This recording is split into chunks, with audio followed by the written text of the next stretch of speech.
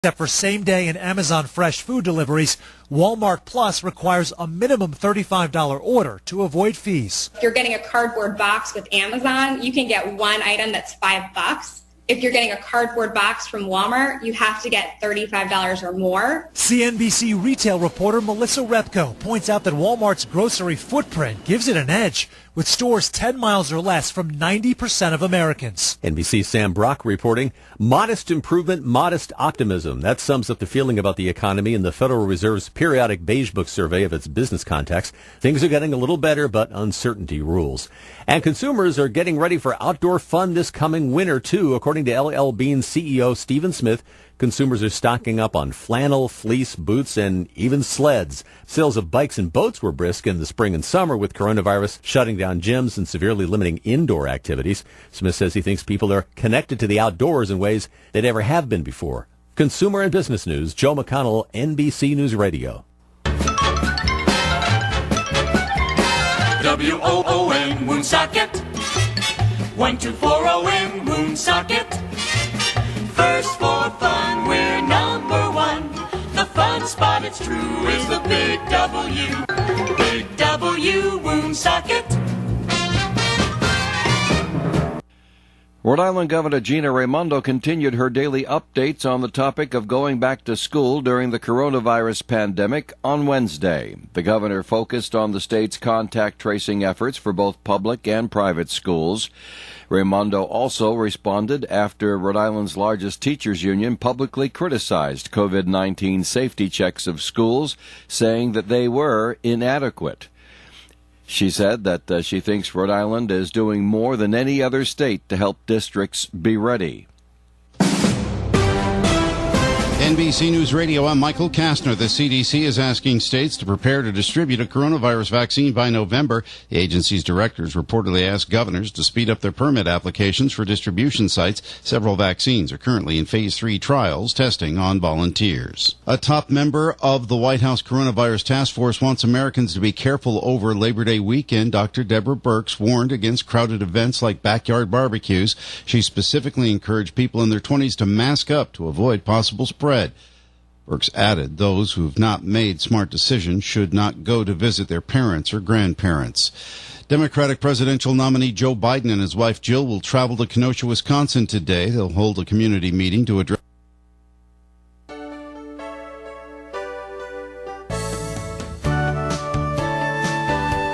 Good morning and welcome to Coffee Ann, the longest-running panel discussion show in American radio. To make a comment or ask a question of the panel, call 401-766-1240 or email coffee@woonsocketradio.com. And now, let's join the Coffee Ann panel.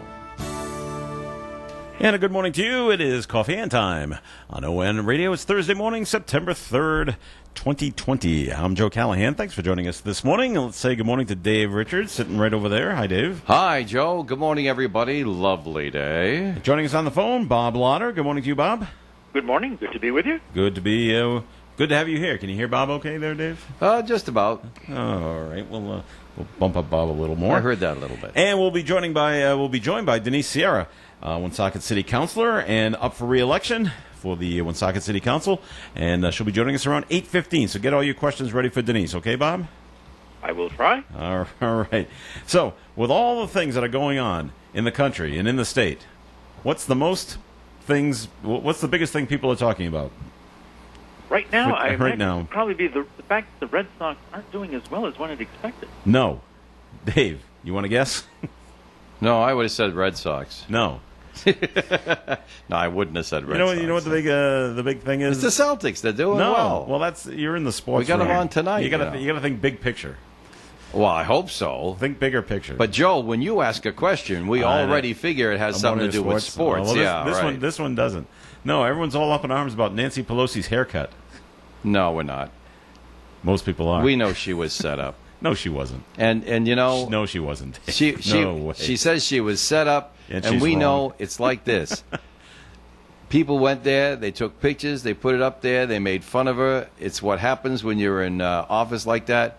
And I just say, karma, baby, karma. They didn't take pictures of her. The salon had a video going all the time. It's a security thing. They took pictures of her. Well, they take pictures of everybody. It's not like they focused in on her. Was she the only person who was in the salon that day? Yes. Now, in And California... she says that's what they promised her. She'd be the yes, only but one. she should know, in California, barber shops and salons are not allowed to be open. Oh, well, she should know that. She I should didn't know that. Yes. I didn't know that. So she says she's taking it on their word. Oh, we can have one person in at a time. Yet the people that are working there, they're all wearing their masks. She's not, and she's all. You have to wear a mask at all times. Now her defense to that was, well, when you wash your hair, you don't wear a mask. Yes, when you do it yourself, if you have the salon people do it, you can still wear a mask. Yes. And now she's saying, yes, I was set up. Do you When think I she get was a haircut, the barber's wearing a mask and I'm wearing a mask. Bob, do you think she was set up? I would, under the circumstances, I suppose so. But I also question a couple of things. One is, what was the loyalty of the salon to its customer? I mean, I've gone to the same barber for more than 20 years. She and says I think she he goes. does a great job, and I don't think he would necessarily try and do something that would cause me embarrassment, the way that this is causing Congressman Pelosi embarrassment. She says she's gone there many times over the years. How many are in a many? I don't know. I'm surprised at a number of things, but that's hardly as major as something else I can bring up if you want to talk on the other side of the fence. Okay, what's the other side of the fence, the fact Bob? that the president was saying down in one of the Carolina states, he was encouraging people to vote both by mail and in person simultaneously. I did and not. That's a violation of federal law. Is he encouraging his constituents his followers rather, to go out and violate federal voting laws? I did not or hear him is say this another that. joke that he has to have explained by Ms. McEnany? Dave's shaking his head in a back and forth motion. Yeah, I can't hear Bob. I know you're cranking him up so the audience can, but here in the studio, Bob starts off loud enough, and then later on, as he continues to talk, he gets softer. I'm sorry, Bob, I'm not hearing you. Good Lord, man, that's terrible news. I mean, if when I'm talking about things that I think are important are suddenly muted down. Whoa! Okay. He's saying that Trump said yesterday when he was in North Carolina that people should vote in person and by the mail. Sure, early and often. Yes. Vote early and often for Curly. Did you hear Trump say that?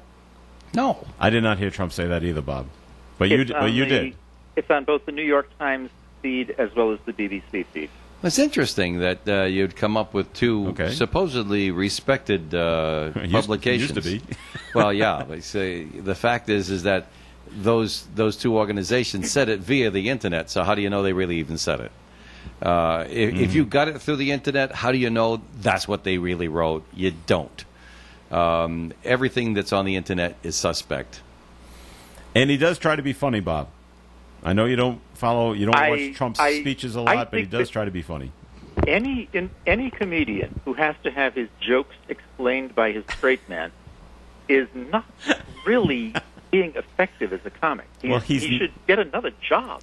See, but he's not a comic, Bob. I said he's trying to be funny. Yeah. Okay.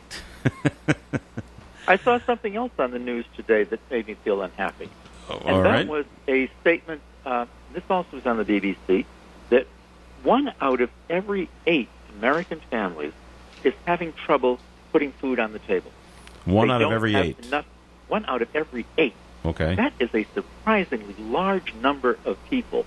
And it's a really terrible indictment, I think, of our overall strategy and economy in this country, that we would have that many people who are basically going hungry at some time during the day. That's not right for a country that has our kind of economy, our kind of money, our kind of income industry. There's something wrong here. Now, I can't tell you exactly what it is wrong, but I think that it should be something that the country should be looking at very, very carefully. Well, you would think you would think so. 1 out of 8 people going 1 out of 8 families going hungry is just not right. Yeah, that's very sad. All right, let's see. What did I wanted to bring up to Bob? Oh, first of all, Tom Seaver passed away. I saw that at the beginning of the week. Tom Terrific, the original Tom Terrific, by the way, pitcher for the New York Mets, finished up his career with the Boston Red Sox. He was 75 years old. Wow. Went to a Hall of Famer, won a World Championship with the Mets, and a lot of other MVP awards and Cy Young awards. And you know what? One of his other claim to fame is he's the only. You probably don't know. He's the only pitcher in Major League Baseball to strike out 10 batters in a row.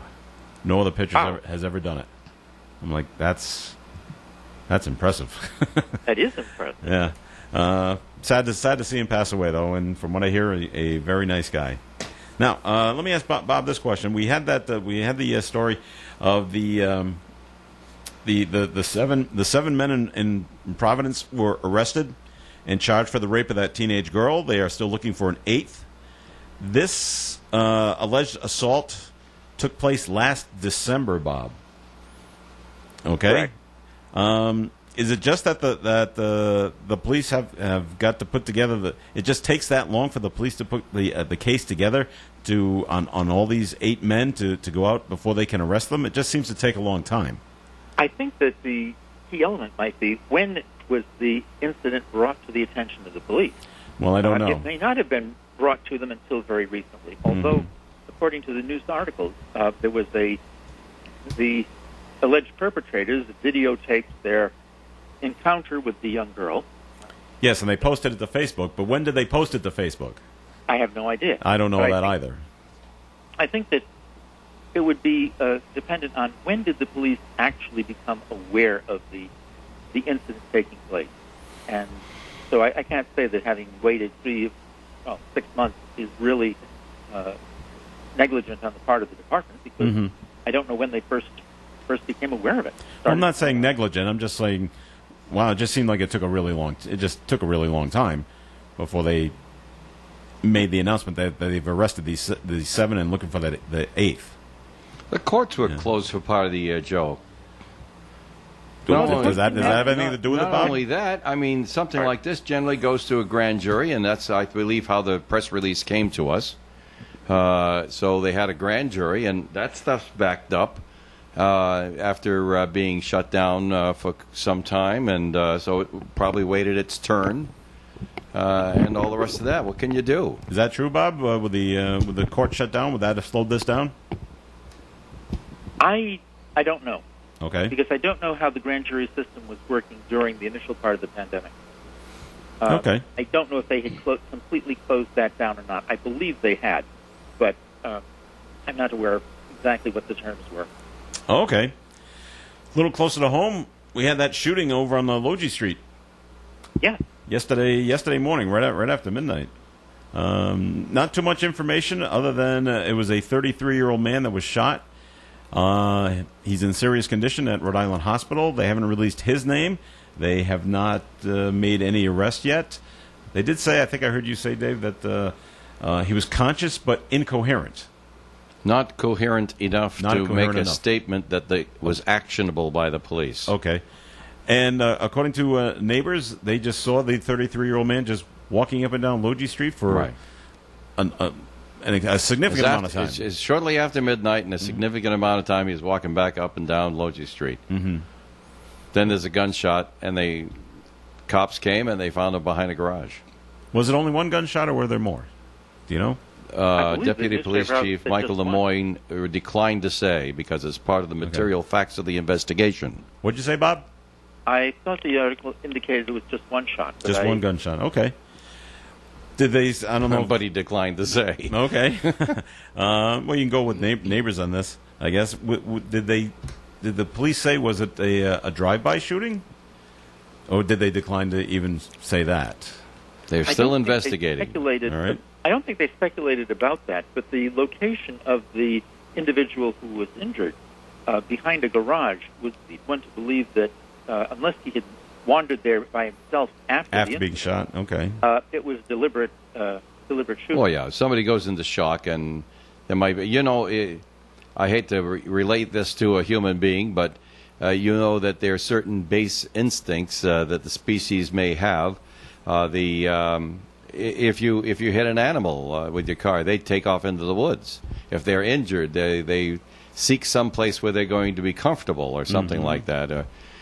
Some place they might think is safe, and and that may be what's going on here. But the deputy police chief did say one thing that we didn't have yesterday, and that is, actually, he reported that the neighbors had said that he'd been walking up and down the street, but that the police do not have the opinion that it's a random act. Okay. Right now. They do say, the police do say he is a city resident. Yeah. But they did not say whether or not he lives at this address where he was found. Do I have that correct? Well, they did not say, because they didn't identify him and give his address. Okay. Just the address of where he was found. Okay.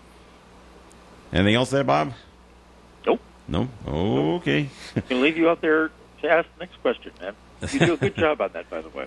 Thank you. So, it's just a lot of questions that the police will just say, well, we're still investigating, so we're not going to answer that question. We're still investigating. So. And that's what they're supposed to do. At this time, the cops are always supposed to know more than the criminals.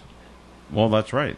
You certainly we hope so. We expect that of them. And so if they keep broadcasting or publishing every little thing they know, well, the audience may enjoy it, but it puts them at a disadvantage. I recall when we got the criminal posse letter here at the station, I asked the detectives who investigated, what's the one thing we can do that will help you the most in your investigation? He says, don't tell anybody you got it. There you go. Okay. He says, then we know more than what the crooks think we know. Yeah. Well, one of the better answers I ever received from Chief Thomas Oates here in Woonsocket at a press conference. I did not ask the question. Another reporter asked the question, and whatever the question doesn't matter. It was the answer that was great. And Chief Oates replied with, well, I know the answer to that question, but I'm not telling you. I said, hey. I said, that's a great answer. It was framed in a nice comedic yes, it was. way, but it essentially is the same thing we're talking about. It's irresponsible of the cops to say everything they know. That's right. All right, we're going to take our break here on the Coffee and Program, and hopefully Denise Sierra will be joining us momentarily here on the Coffee and Program. I'm here with Kara Benjamin of the Benjamin Insurance Agency. Kara, what can you tell me about the insurance industry? The industry changes so frequently due to many different factors, things like increased weather-related storms, the invention of smartphones and social media, which increase the amount of distracted drivers, even the cost of cars. Today, people are buying $30,000, $40,000, even $50,000 cars with every kind of option you can think of. All these things impact the insurance industry, and it's important to keep current. You're in good hands with Allstate and Kara and Celeste Benjamin of the Benjamin Insurance Agency, 125 Eddie Dowling Highway, across from Dowling Village in North Smithfield, 765-5000. Our business is truly a referral business, and we have built it based on our premier service level and commitment to what we do. If you are looking for personalized service with people who care, that would be us. The Call, your daily community newspaper, is now more locally focused than ever before, with local columnists appearing in The Call almost every day of the week. We encourage you, our readers, and all businesses throughout our community, submit your local business news to The Call by emailing us directly at notices@woonsocketcall.com. I'll repeat, notices@woonsocketcall.com, or call us directly at 767-8550. The Coffee and Panel is enjoying coffee from Down East Coffee in Pawtucket. They're a 62-year-old family business that roasts all its coffee right here in Rhode Island. Founded originally as Excellent Coffee Company, they provide great coffee to food service establishments throughout New England. Feel the spirit on ON Radio. It is Coffee and on ON AM and FM. Thanks for joining us this morning. This is Joe Callahan here with Dave Richards, and Bob Lauder is on the phone. And we are being joined by Woonsocket City Councilor Denise Sierra. Good morning to you, Denise. Good morning, and thank you so much for having me. Thanks for coming here. It's great to have you Good here. to see you. I know, to see humans face to face. Isn't that nice? Without the windows in back of you. Yes, I appreciate it very much. Are you?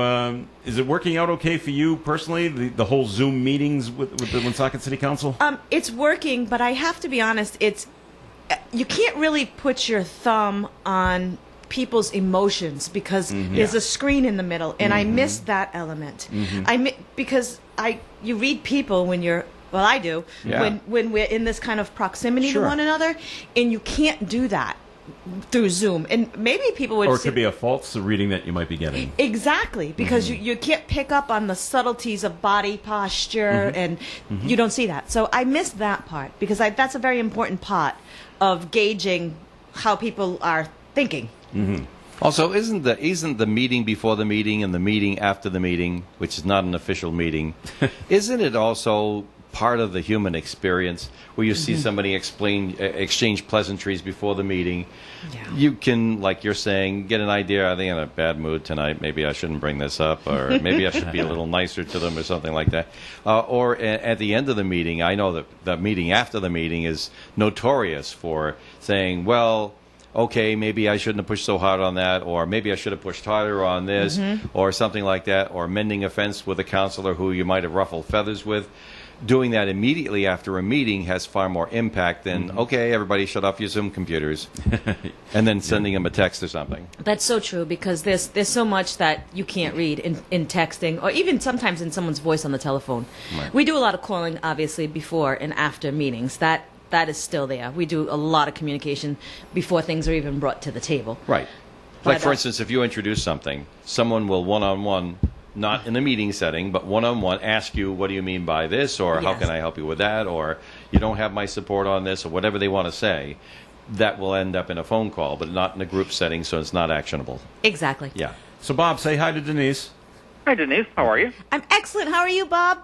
Fine, thank you. Excellent. All right. What do you see as the big issues coming before the council in the coming year? Yeah, you got to get Bobby louder in the studio, because I'm struggling, so is All she. right.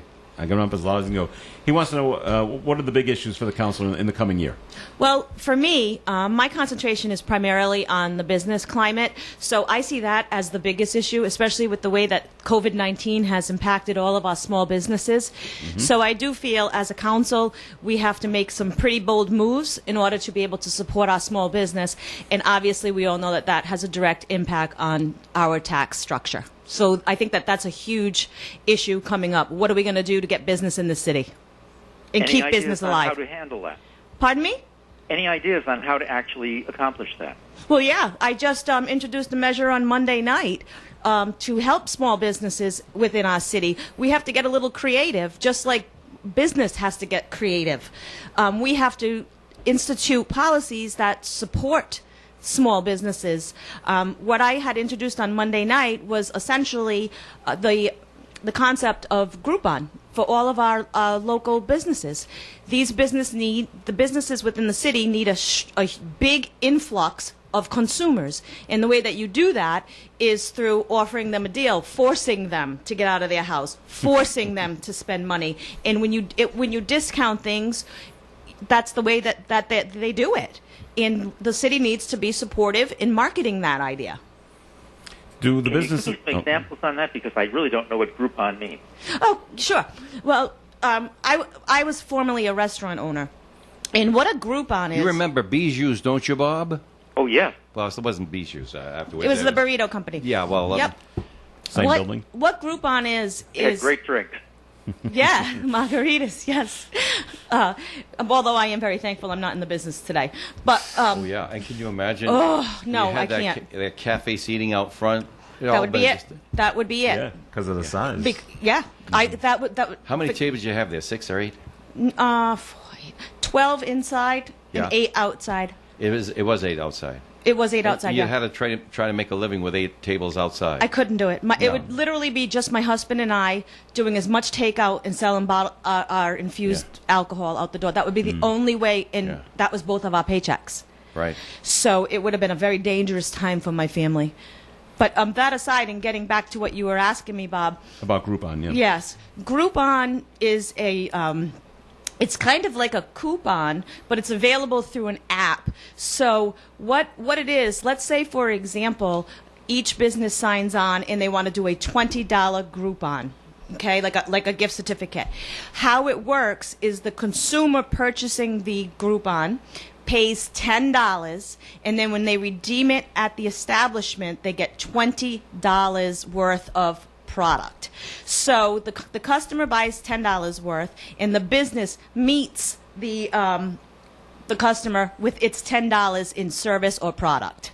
So it's essentially a 50% discount. That's that's how a Groupon works. And that $10 that the customer pays with Groupon is split between the establishment and Groupon. So this is what you want to do with all the small businesses in I the want city? anyone that wants to sign on. Yes, and my concept is a little bit different in that where Groupon takes 50% of that cash benefit, I don't think the city should take 50% of that cash benefit. I think it should give it 100% back to the business, and I'd like to see them do that. So the business, instead of getting 25% of the total sale, gets 50% of the total sale, and gets all the free marketing because this will be on our website. Our website gets hit, potentially thousands of times a year from people in the tri-state area, and it is a known fact that with an item like a Groupon, basically 80% of the transit comes in from out of town, and that is really what we need right now. Now, would there be costs involved in operating this, such as having someone who's skilled in running it through the app, and as well as advertising to make people aware of what the app exists and how to get it? Oh, yes. I've already figured that all out and worked with our tech guy, and there is a software program that's available. And what it is, it's a $49 sign-up fee initially, and they take 4.95% of every sale. So if you, for example, if you're doing a $10 sale, it would cost the city, including the software and the processing fees for its credit card terminal, which already exist, $1. $1 on every $10 is what it would cost the city if we chose to absorb that cost. Now, that's not necessarily something we have to do. We can pass that cost, we can split that cost with the business owner, we can absorb it 100%, or we can have the business absorb it 100%. They would get $9 in their pocket as opposed to 10. And factually, what's wonderful is the when people buy a Groupon, a $20 Groupon, on average, they spend $43 in your establishment. So the establishment gets 100% of that extra $23. What has been the council's response to your proposal? It was very positive. There's some kinks that we have to work out. I want to work out, the timing structure, because that would be very important, and logistically how it works for the department, the finance department in particular, because that money will come through our credit card system and be put in one account. But the software does allow for the finance director to click on and see, like, okay, X business sold 200 of them, Y business sold 100 of them. So you can literally see how much, and the business has that option too, to see how much each person sold. So what I'm trying to do now is make sure that the counselors have all their questions answered, and we've vetted everything out, and then we'll have another work session where we bring in the administration and hear what their concerns are. Well, Denise, the clock is running, unfortunately. I'm sorry. And I didn't want to keep it on just one subject, although it's an important subject to you, and we all want to hear about it. Let's talk about what you've done on the council and why people should vote for you again, because we want to make sure you get the most out of this advertising here. Thank you so much. Well, I've done quite a bit in the last 2 years. Obviously, same format. I have been successful in lifting the liquor licensing fee for all of our eateries in the city of Woonsocket. That's $1,000 in their pocket, as well as lifting the entertainment fee, with the quarterly entertainment fee, which they haven't really been able to utilize. Right. We're also 2 months. You lifted $1,000 in their pocket that never came into their pocket, so That's at least right. they don't have to worry about it. Exactly, and $1,000 to them really is $3,000 worth of retail sales. It's not really $1,000. When you put out $1,000 as a business, you have to sell 3 times that Exactly. to pay that. So that's a good. It was a good initiative. Right. Additionally, the Fifth Avenue School project is about 2 months away from completion, and that'll add about $25,000 into our tax rolls annually. Good. So I'm pretty excited about that. That was one of my initiatives as well. And I've successfully, voted on lowering the taxes and being a part of the budget. And as you say, as counselors, we all show up to vote. That's our job. Secondary to that is, what have you brought to the table? And I feel really good about my concentration of bringing solutions for businesses, for small businesses to the table, and trying to put money in the city every which way I can. How's your campaign going? Are you getting Just started, really. Just starting? Okay. Yeah, it's really weird. Tough to do this year. Oh, it is. It's really radio and print and Facebook, which, you know, I'm 51 years old. I understand Facebook, but it's not my means of... Forte. Yeah. So it's kind of odd. No fundraisers, no handshaking, no... No door-to-door for you? I missed Maybe, the beer and a dynamite. couple weeks, I think. What's I that? missed the beer and dynamite. Oh, the beer and dynamite fundraisers? I miss the people. Yeah. I really miss that connection. Yeah. Yeah. So it's been challenging, to say the least, and it's just starting. Okay. I like how your presence on the city council, because you're not you don't scream, you don't there's no yelling. You're very thoughtful, and then if you have something to say, you certainly speak your mind, which is great. And then you're just like, no, let's just vote and let's move this thing along, right? That's just Definitely. the way you are. Yes, I don't feel the need to pontificate, and I'm not one to speak just to hear myself speak. Okay. If the other 6 councilors have spoken about something, why do you need to hear it from 7? Okay. You'll know where I am when I vote yes or no. Okay. I tend to ask this question. Where do you stand on defunding the police? I would never do that. Okay. I think they need more money. Okay. Absolutely not. No. What do you really think? That's an easy one. That's an easy question. Does the police chief come to the city council meetings and give you updates on what's going on? Oh yes, He does, we have okay. He'll like Chief that. Oates is Yes. awesome. He's fabulous, and I was having a conversation with my neighbor this morning when I was walking my dog. We have one of the best police departments. They are fantastic. They used to all be regulars at my restaurant, as you well know. Yes. And I can recall several conversations with police officers. They all feel as though they want more minority officers. Yeah. They try. They They try to recruit them. Yes, yeah. they really do. They understand the demographics of the city. have changed. So, Oh yeah, So and let's that's a bring in good more. thing. That's a great thing. but so- it's getting them to fill out an application, basically. Right, to want the And- job, and to want the who job. wants the job today? Yeah, that's tough. And commit to the point where you go through the academy and you go through all of the Oh, yeah. tests and trials and stuff like that and end up with a badge. Right. There's a big commitment that goes into that, and not every person has it, no matter what their race, ethnicity, or sex. All You right. know, oh, I'm sorry. I just wanted to share one Go more ahead. thought on that, if I can. I had somebody say to me yesterday, it only takes 6 weeks for cops to get trained. Well, no, most of our cops have no. bachelor's degree in law enforcement God. first, and then they go to the academy. For 6 weeks. And then they're on probation for 1 year. Yes, and, big oh, yeah. misconception out there, especially with the young. This was from a younger person Yeah. that I was speaking to, and I was like, no, these people are educated. Our police officers, most of them have bachelor's degrees. All right, we've come to the end of the 15 minutes. So, Denise, we want to give you another 30 seconds or so to just why people should vote for you on Right. November 4th. Well, I very much third. thank you. Whatever Thank the you. date is. Thank you for the opportunity. First and foremost, I truly appreciate having had the opportunity to serve you for the last 4 years, and I am here to ask you for your vote this year as well. I would like to continue my platform, continue helping small businesses, and continue lowering the taxes for the citizens of our city. Thank you so much. All right, Denise, Sarah, thanks for coming in. Appreciate it. More Coffee Hands coming up. Stay tuned.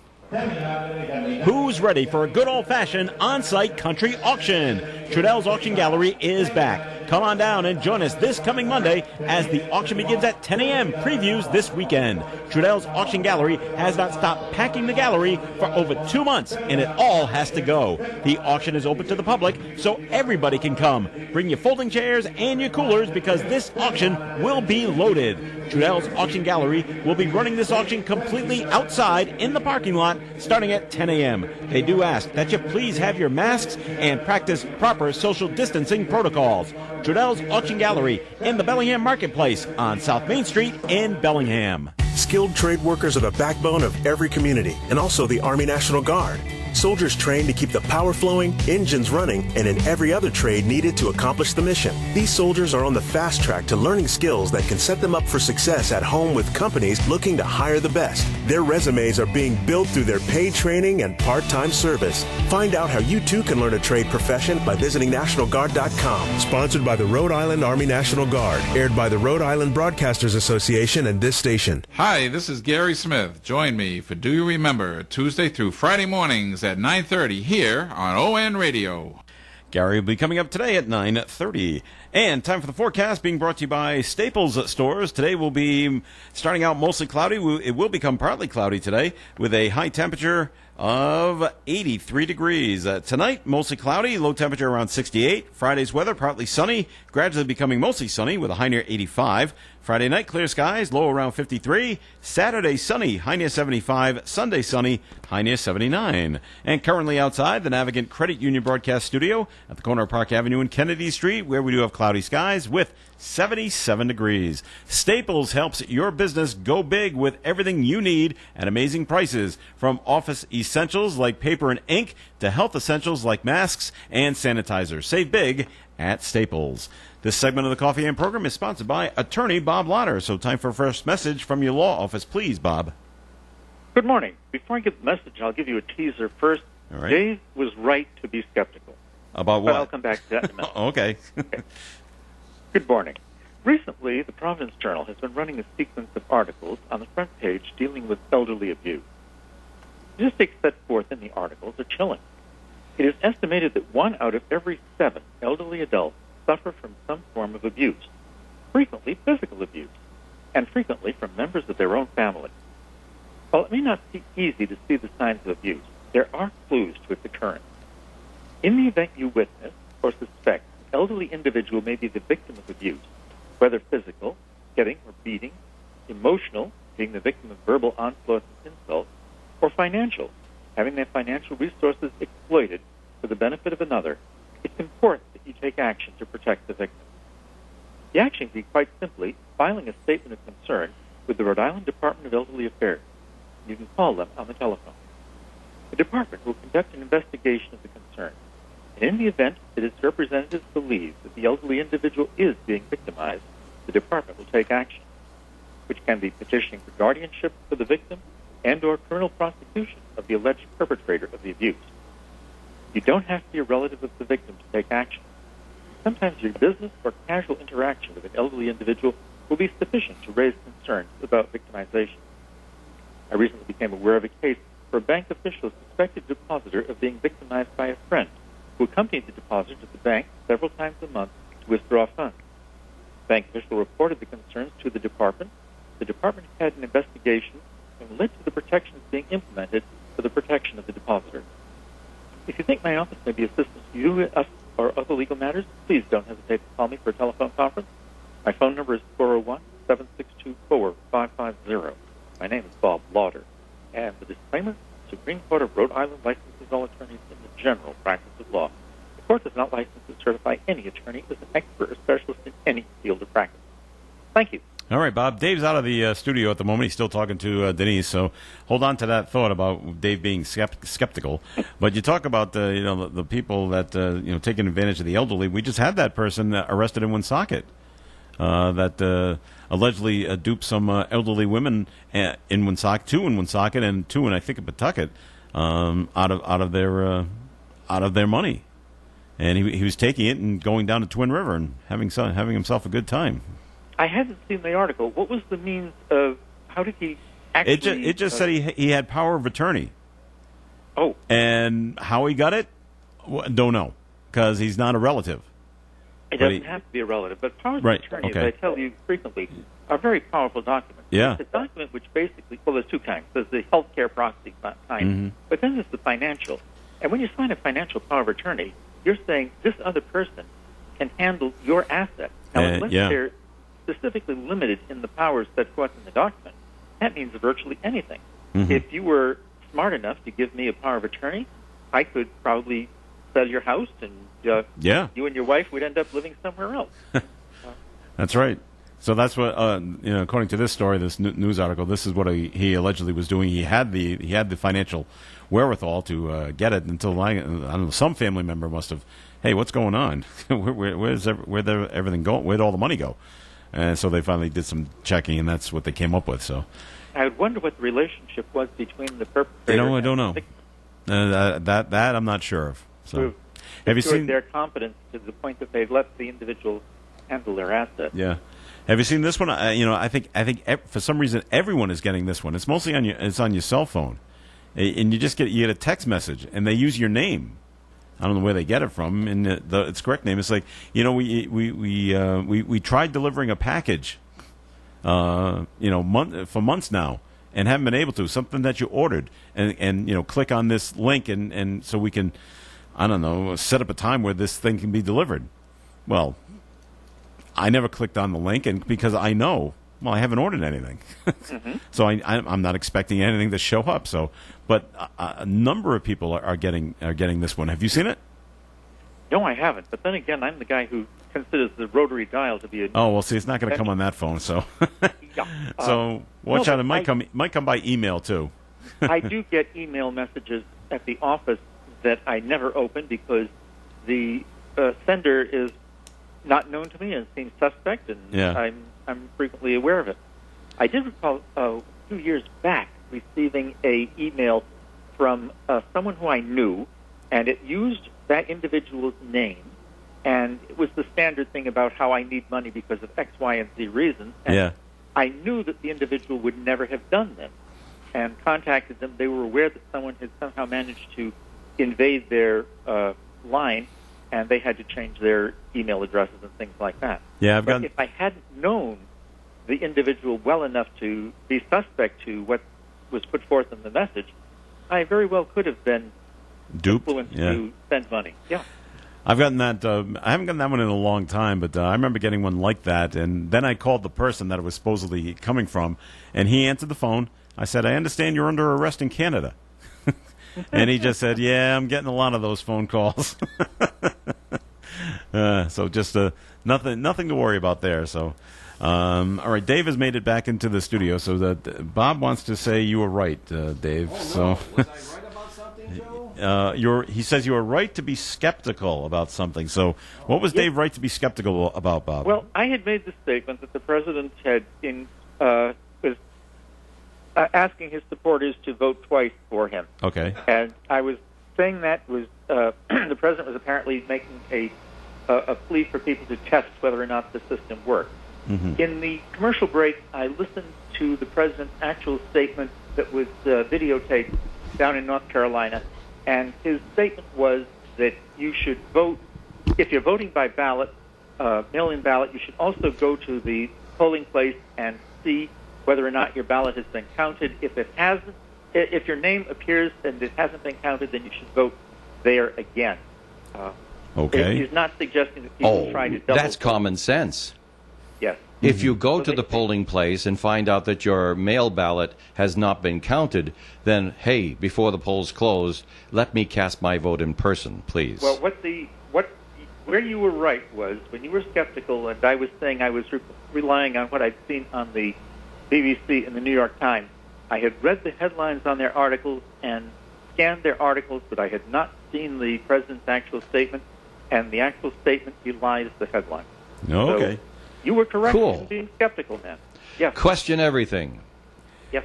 Especially headlines. Yes. Well, I mean, when you're an adult, you can question everything. When you're a kid, you have to do what mommy, daddy says. That's right. You can question, but it ain't going to go anywhere. All right, on another subject here, things that just get under my skin. Doesn't get under Dave's skin for some reason, but it gets under mine. Red Sox lose? No, Maybe you no, should that's see a just funny now. dermatologist. What's that? See a dermatologist? Maybe you should see a dermatologist. I should see one. You're absolutely right. But it's the University of Rhode Island. Mm-hmm. They're going to take down a mural. It's been hanging there for 70 years. Yeah. Because the kids, we don't like it. Yeah. Well, What mural is this? Well, it's a mural. It was put up 70 years ago. Yeah. And it depicts World War II servicemen returning to Kingston, right? A class reunion and other student scenes, mostly because would you say 75% of the fighting men in World War II were white? Would that be correct? We had I segregated honestly, units I have no back idea about the ratio or ethnicity of the fighting forces. I really don't. I know that there were many I know they were groups. segregated. They were segregated because that was the times we were living in at the time, and that changed. Yeah. So it's not necessarily what you did wrong in history. It's did you change it? That's good. No, and you're not going to see something that was put up in 1946 and 1947, showing a lot of Asian Americans in Rhode Island. That's just not going to, that wouldn't be politic at the time, and all the rest of that. The world was a different place then. So it's pretty simple. Bob, see if you agree with me on this. You know something? It's not important. If the students who are either by themselves, federal grants, loans, or their parents, who are the customers of the university because they're paying the tuition, if they want different decoration in the student union, God bless America, go for it. Well, Here's a that's what I say. paintbrush. That's what I thought. Go paint another one. Yeah. But they're not. No. Let's just remove this. Yes, right. They'll grow up. Does that It's bother just, you, They're Bob? just being immature. That's all. But they're getting their way. Go ahead, I Bob. would tend to agree with Dave. I don't think they should necessarily remove the mural or the painting. When I was down at URI, a couple of years ago, attending a conference, and they were holding it at Edwards Auditorium, which was a building that had been constructed probably back around the turn of the last century. And when I had been a student at URI, that building had been used a lot for showing movies on weekends. And in the lobby of the building, when I had been going there, it was very drab. It was beige paneling that covered the walls. Well, in the meantime, they've taken down the beige paneling to reveal a Art Deco mural that had been apparently put up sometime in the early 1930s, and by the time I was there in the mid-60s, was no longer considered to be artistic, and so it had been covered over. And then later on, they removed the paneling and revealed the mural, and it's a very attractive Art Deco mural. I don't think you should be destroying or taking down things permanently. And I would agree with Dave. I think that we have to view certain things, art as it was created at the time and what it was created for and who was doing it, what was the influence at the time, and not necessarily be sanitizing things and saying we can't depict something because it's not something that we approve of today. Even the Vice President of Student Affairs, Kathy Collins, she says the artwork depicts a snapshot in time of the university's history. That's absolutely right. Right. But they're still taking it down. Yeah, well, like I said, the customers don't like it. You change the decorations. But why can't we leave it up and say, okay, paint something else? Paint what you think. Paint a snapshot of today. Because you don't have to. Which would be diversified. My attitude is still much ado about nothing. If they want it changed, okay, fine, go ahead, change it. They're not removing a statue. They're not doing anything structural. This is they're not making different walls moving and stuff like that. No, if they don't like the pictures on the wall, then let them change the pictures on the wall. My goodness, they're paying the freight. True. Well, I'm thinking of a similar confrontation over a mural in a high school, I believe, in San Francisco. I thought it was a Diego Rivera mural, but it showed the subjugation of slaves during the antebellum years, and they wanted to remove that mural. Right. I think. And where was that again, Bob? I didn't catch it. I said I think there's a issue similar to this out in San Francisco. I thought it was involving a high school that had a mural in a hallway. That I thought it was a Diego Rivera mural. I may be wrong on the artist, but it was also depicting slavery during the antebellum years before the Civil War. Right. And people found that to be offensive. The concept that it was showing is an offensive concept. We should not have been having slavery, but it did exist. And the quality of the painting is something that was appropriate at the time when it was created back in the 1930s. But Bob, we're talking about basically the ones that bring this up are very young people, and they're coming up into life, and they're trying to make their mark in the world, and all that. You can't just keep saying no to children. You have to say yes if. And you have to show them so that they'll understand where the line is drawn. You can't just say, no, you just can't take down historical things just because you wanna. You have to say, okay, listen, you want to take that down? That's okay. You want to take this down? No. And here's the reason. This is how they're different. If you don't instruct them, how do you expect them to know? But Dave, on this particular case, you are right. Yeah. They don't want the mural to come down because it's offensive. They're upset because there's a lack of diversity in the mural. Yeah, so? But that was the snapshot of the time. Right. So why take it down? Because the world is different now, and they want something contemporary. It's the same way as if they don't if say you that. walk They into just a say take it down because I don't like it. Yeah, but if you walk into a house and you want the open concept, so that wall's got to go, and you don't like popcorn ceilings anymore because they were put up in the 70s, then you change it. And, like, who's going to fight you? But you do it, not us. We're not going to pay to have it done. You kids want to do it, here's a paintbrush. Go put something there you want. But that's not what the university is saying. They're just saying, okay, I'm not telling you they're down. right. I'm saying I gave you my opinion on the subject of changing the mural. And I would say, all right, you guys want to change it? Here's a paintbrush. Put something there you want. Okay, that's what you're saying, but that's not what this university is doing. I know. I didn't say I was Okay, agreeing with the take it away. university. Well, that's what it sounds like. No, I'm saying All right. that the students aren't all wrong. But you can't just keep saying no to them, because that only makes them more determined to get a yes later on or to force a yes somewhere along the line. You have to let them express themselves. You have to give them a win here or there where it doesn't matter so much and no one's going to be hurt. Well, that's what I'm saying. Instead of okay, we'll take it down, and okay, no, we're going to leave it up, but paint something that you want over here next to it. Well, it's still going to be something that bothers them. It would be. But it's only a decoration, for pity's sake. I mean, let's talk about serious, important things. It's only a decoration. All right. It's paint on the walls. Well, I get it. See, I told you it wouldn't bother Dave, right, Bob? All right, Bob, it's time for a second message from your law office, please. Oh, golly. See what I'm doing here. Caught him off guard. You sure did. He has all his papers there. He just wants to change gears in his brain, that's all. Thank you. A few minutes ago, I discussed with you the action which a third party could take in the event that they witness or suspect that an elderly individual is the victim of abuse. Let me talk about this issue from a practical and personal point of view. In the event you believe that you are the victim of abuse, you should take action to protect yourself. In the event the perpetrator is living with you, you should go to the family court, file an ex parte motion seeking issuance of a restraining order against the individual.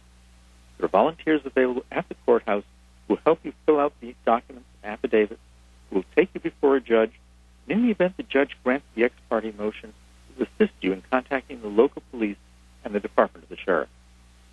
If your motion is approved, it will order the perpetrator to immediately vacate your house. And in the event the perpetrator refuses to vacate or returns while the order is in effect, the perpetrator can be arrested, prosecuted, and possibly sent to jail. This ex parte restraining order is not going to stay in effect forever. That is, when it is granted, the judge will order that all parties to the complaint return to the court in approximately 3 weeks so that a full hearing may be held on the allegation. In the event the perpetrator is not living with you, but is victimizing you in other ways, such as in financial matters, I strongly suggest you consult with an attorney to discuss the ways in which you can protect yourself. If you think my office may be assisting you in this or other legal matters, please telephone me for a telephone conference. My name is Bob Lauder. My telephone number is 401-762-4550. And the disclaimer. The Supreme Court of Rhode Island licenses all attorneys in the general practice of law. The court does not license to certify any attorney as an expert specialist in any field of practice. Thank you. Okay, Bob, thank you. And more of the Coffee and program coming your way here on ON Radio. Almost everyone has a favorite entree at Chan's Fine Oriental Dining. Mongolian steak, General Tso's chicken, sea jip shrimp, or one of their excellent lo mein entrees. They serve 12 varieties of chow mein and chop suey, as well as 10 selections of fried or white rice, plus poo-poo platters for several persons. Chan's offers delivery 7 days a week, plus takeout and drive-through service. They're also available for catering in-house or on your premises. Chan's at 267 Main Street, Woonsocket, 765-1900. Hey, I'm Dave Koz with you, and I hope you listen this weekend when the Dave Koz Radio Show salutes one of the masters with a very special tribute to the guitar genius of George Benson. Remember, visit DaveKoz.com and be here this weekend to celebrate Mr. Benson on the Dave Koz Radio Show. If you like smooth jazz, then you'll love the Dave Koz Radio Show. And you can only hear the Dave Koz Radio Show right here on ON AM and FM, 1240 AM, 99.5 FM, twice every Sunday, 6 a.m. to 8 a.m., and again 7 p.m. to 9 p.m. The Dave Koz Radio Show is brought to you by the Carew Investment Group. It's the Dave Koz Radio Show every Sunday right here on ON AM and FM.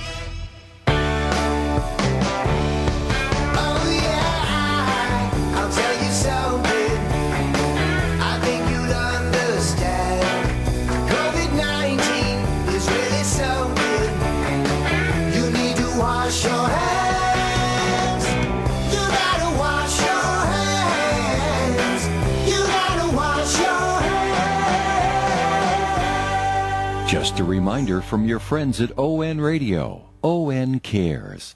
It is Coffee Ann here on ON AM and FM. Thanks for joining us. This is Joe Callahan here with Dave Richards. Bob Lauder's on the phone. Well, from my point of view, that's Joe Callahan, and this is Dave Richards. You still there, Bob? I'm still here. All right. Still, the fun is still going on in Massachusetts. We're still counting ballots. Yeah. Can't figure out. There were who the 7 people Democrats- running for Kennedy's old seat, right? Yeah. And it's down to 2. It's down. Well, they're way ahead, so Yes. there's virtually no way for the rest of the pack to catch up to those two. That's Auchincloss and Mermel. I'm sorry, Mermel. And 1,500 votes separate them. Last I saw. Yeah, but there's thousands yet to be counted. Yes. Yeah. Well, the Secretary of State, Bill Galvin, had to go get a court order, and for some reason had to allow Franklin and Newton and another town. There were 3. Bellingham. Was it Bellingham? I think so. Okay. To extend their time to count or recount, and the judge said fine, and so they're still counting this morning, and it's still too close to call, and both of them have come out and said, well, we want it to be exactly correct. Yes, and, of course you do. So they're not. No one's conceding yet, so they're just going to wait and wait and wait. Oh, would you concede? Not when it's that that's close. Silly. No. By the way, Bob, refresh my memory. What happens if you concede and then later win? I think the concession is. I mean, not besides the egg on your face and the was that. I would think the concession is not necessarily a binding statement. I would believe that it's the number of votes that you have. Yeah, that the vote actually is the count. vote, even if you conceded. Right. But I can imagine somebody come in and say, "Hey, How embarrassing you is that? conceded. That's like giving up. I'm the winner." Yeah. I don't think that would be necessarily binding. No. Wouldn't hold up in court, right? Without doing the research, I would suggest that it wouldn't. Yeah. All right. So, and the other story in Massachusetts on the political scene is Ed Markey, the senator that won his race over Joe Kennedy, says that we're sending a message to the rest of the country that the country wants fundamental change. Dear, come on. And I'm thinking, but he's been there for 40 years. Yeah, I know. And now he's the one of change? Somebody told him to say that. Come on. He's not a stupid man. Somebody says, we need some sound bites to help other Democratic progressives. Oh, blah, blah, blah, blah, blah, blah, blah. Okay, fine. I'll go say it for you. All right. He says voters... You know, go ahead, Bob. I hate being on this show. David's right again, I think. He and Congressman Kennedy, who are running against each other in this primary, both had very similar liberal points of view. I don't think that the selection between the two of them was necessarily based on a different strategy and approach to answering the issues of the country so much as maybe experience and age and having been there and done a good job. So I don't think that people who were voting for either of those two candidates were signaling something far different from what the candidates really had expressed beforehand. They weren't. Kennedy kind of ran on the I'm the new guy, and Markey's been here too long, so vote for me. I'm the new guy with a 60-year history. Well, that's right. Yeah. You know, there's two other things. I didn't speak my piece at all because I knew that people who could vote for either Markey or Kennedy could hear me. So I don't like to influence people's votes. But if I were a qualified voter in that race, and I'm not, but if I were, I've had some experiences just as a Rhode Islander with Congressman Kennedy, that would indicate to me that I wouldn't vote for him. Because to me, he felt entitled and he was not a hard worker. And that's what I came across in my personal dealings with him in his office on matters that happened on Cape Cod. Guy coulda, shoulda, woulda, didn't. And it was just not... it wasn't what you expect of a congressman. Conversely, I will point out our congressman, who I disagree with nearly every day, David Cicilline. I disagree with him politically, but I admire this guy works. He shows up. He does stuff. When he comes back home, he doesn't sit at home. He finds places to go and talk to people. You know, he does what a congressman needs to do to keep himself in a high profile, where, in my opinion, I got the impression in dealing with Congressman Joe Kennedy that he was letting his office do all the heavy lifting and he was living the good life. Okay. As a person that lives in the district I would be a constituent of, in the mailings, and I only got the mailings from Kennedy, there would be a split picture.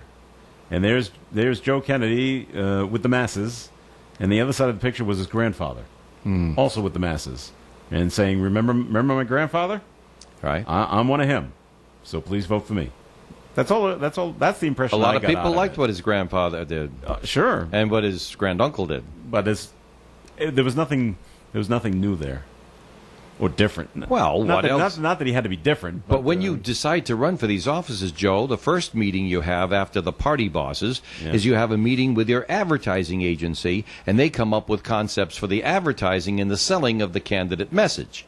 Well, that's and what you they look went at with. it, and they probably came up to him and says, "You got one thing to sell. That's your last name." Yeah. So that's what went they with. did. They sold his last name, and it fell short in 2020. All right. On another note, the Rhode Island Fire Marshal's office has updated us on that fatal fire in Tiverton. Yeah. Saying the person that passed away caused the fire. I was happy they didn't get into very much detail about that. They just said that the person who died is responsible for the fire. Yeah, and didn't say how. You don't want to get into the. There's no sense in. It could get ugly. You don't. if get You into the don't details want to on that. know. You don't want to know. That's No. all the public really needs to know. Yep. And it wasn't. It wasn't set by somebody else or anything like that. It just. It happened there. It's what, and he was responsible for it, and we'll just kind of leave it at that. Boy, they're not happy in Boston. Ooh, with those officers.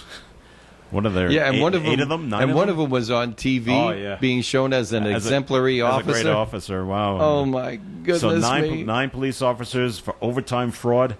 Yikes! So what is it? Is it 6 that have retired and 3 are still and on they're the force? thinking hundreds of cases could be petitioned to Yes. be revisited. Does that happen, Bob, a lot? I'm not familiar with what's going on in Boston. Oh, well, the 9 officers have been charged with overtime fraud. Basically, they said Putting they in worked for overtime that didn't work. But they didn't work. And they did it for years, for tens of thousands or At hundreds least of thousands 4 of years. dollars Yeah. altogether. But now they're saying they may have to go back and visit all the cases that they brought. They're brought and testified on and say, Right. because and examine it to be sure there's no possibility that because they are now, well, we are presuming, of course, that the charges stick Yeah, and they're that they are guilty of it. But that assumption in hand, they're saying, well, these people are guilty of felonies, and felons testified at this trial, and it's proven by the records that they were committing the felony during the course of that trial. What's the deal with their testimony? Does it change the outcome? Yeah. Well, first of all, they weren't felons at the time they were testifying. They were only felons once they've been convicted of a crime. Oh, Yeah. I think he's got me on a technicality. They had committed the felony, but hadn't been caught or convicted. Right. All right, but the issue as to what they're testifying in the court case, they're testifying that someone was apprehended in a drug raid. And if the apprehension actually took place at a time when they were on the clock and they were doing the work, and they're testifying about the allegations in that particular case, I'm not sure that their testimony would necessarily have to be reviewed or thrown out because they were on the side committing another felonious crime. Okay. Well, Didn't the state police in Massachusetts had a large they did. Yes, overtime they did. scandal approximately 2 or 3 years It was ago? kind of like the state's